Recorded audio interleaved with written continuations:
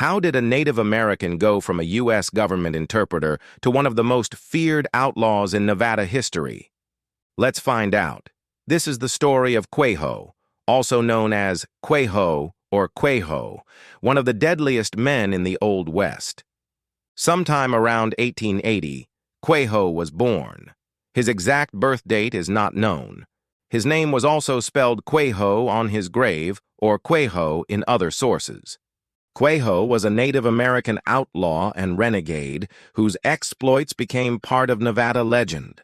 Many deaths were blamed on Queho, and so he earned the title of being the first mass murderer in the state of Nevada.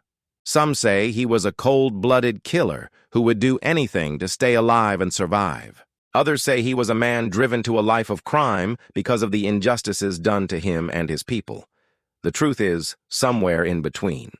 In the early 1900s, Queho was a government interpreter and worked closely with the government agents who rounded up Native Americans and relocated them to reservations.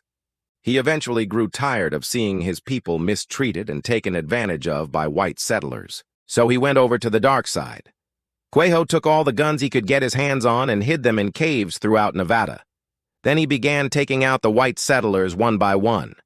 In 1906, he killed 4 men in cold blood, robbing them of their possessions and killing anyone who tried to stop him. Even though the sheriff of Esmeralda County, Frank Waite, and his posse spent months tracking down Queho, they never found him.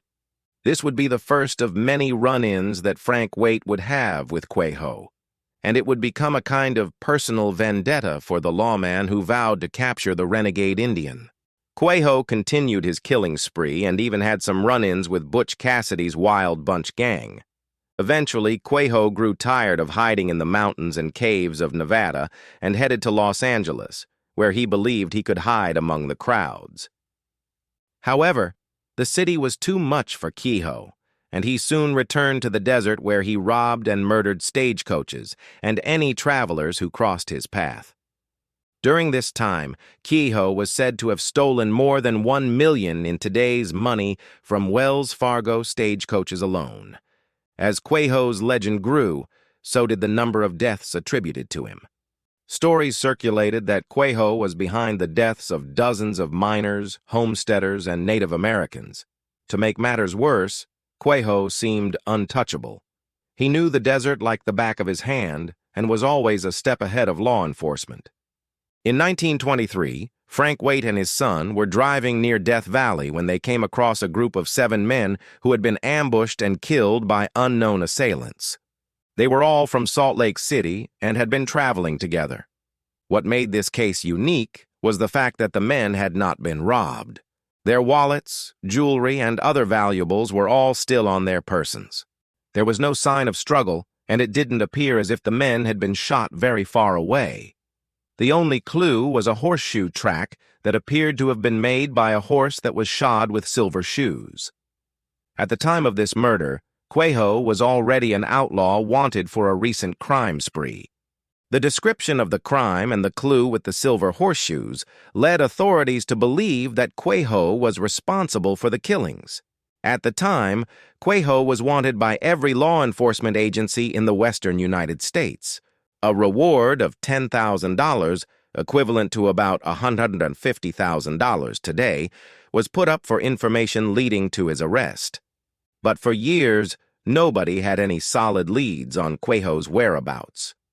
That was until 1940, when prospectors working near the Colorado River discovered a cave that contained the mummified remains of Queho, the deadly outlaw who had plagued Nevada for decades. His body was discovered with blasting caps and dynamite that only could have come from the building of Boulder Dam, now called Hoover Dam, indicating he was alive at least until the early 1930s.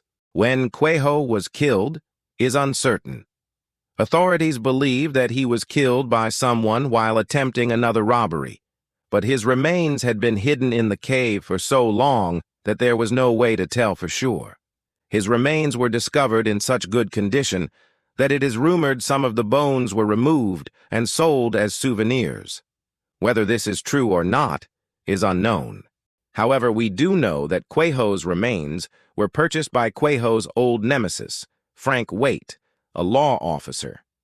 After he died in 1940, his remains were given to the Las Vegas Elks Club, who exhibited the remains at El Dorado Days, a celebration of the Old West held annually in Las Vegas. At the time, it was a popular tourist attraction to display the remains of famous outlaws like Queho. It wasn't until 1972 that District Attorney Roland Wiley secured the remains and gave Queho a proper burial at Cathedral Canyon, Nevada. Finally, after decades of terrorizing the settlers of Nevada, Queho was laid to rest. But who was telling the truth about Queho? Was he the cold-blooded killer that authorities and the press claimed him to be? Or was he a Native American who was pushed over the edge by the injustice done to him and his people? The truth is somewhere in between. There is no denying that Queho was a violent man who killed many people during his lifetime. However, he was also a product of his environment.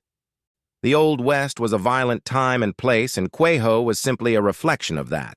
He was a Native American who saw his people being mistreated and decided to take matters into his own hands. Whether you see him as a hero or a villain, Queho was a product of his environment. Queho lived a life of crime in a time when it was common for men to take the law into their own hands. He was a product of the Old West, a time and place where violence was commonplace and survival often depended on your ability to defend yourself. What do you think? Was Queho a hero or a villain? Let me know in the comments below. And don't forget to like and subscribe for more videos about the Old West. Thanks for watching.